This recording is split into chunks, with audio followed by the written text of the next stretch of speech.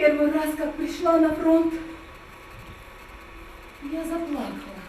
Асия, помоги! Помоги мне! На ее счету сотни спасенных жизней, за которые она заплатила собственной. Имя Асият Тутаевой знакомо каждому еще со школьной скамьи. Поэтому подвигом горянки проникаются все, как стар, так и млад. Великая Отечественная коснулась миллионов судеб. Сюжет раскрывает не только жизнь Асият, но и ее семьи. Отца Индриса Цунтоевича, офицера царской армии, его верную супругу Дибу Базоркину и 6 сестер героини.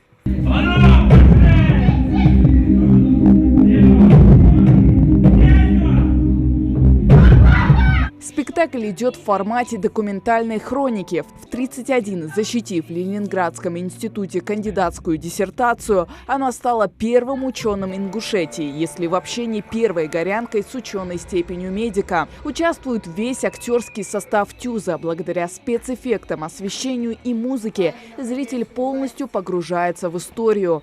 Примечательно, что здесь нет главных или второстепенных героев. Здесь актеры в роли рассказчиков. Сестер в спектакле олицетворяют хрупкие, с виду, но крепкие духом березки.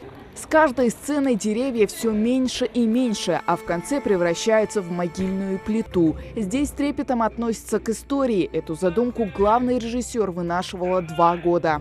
К сожалению, последние годы, на сцене ни одного театра еще не показывались. Это наша первая работа, именно рассказывая о героях наших. Будет целая серия таких спектаклей, ведь женщины, герои, которые погибли у нас в Великой Отечественной войне, о них мало говорят. Поэтому это посвящение нашим женщинам, героически защищавшие не только свою родину, но и свой дом, свой очаг. Сегодня этот спектакль посвящен, в принципе, всем женщинам нашим Ингушетии, которые самоотверженно трудятся на благо своей семьи.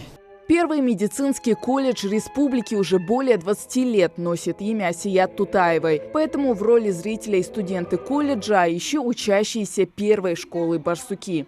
При входе нам дали маски, лучше бы нам дали салфетки, потому что при просмотре спектакля невозможно просмотреть, не пролив ни одну слезу. Я сама учусь в колледже Асият Тутаевой, и теперь я, увидев этот спектакль, буду еще лучше учиться, чтобы помогать людям. Очень интересно узнавать про семью Тутаевой и Асият.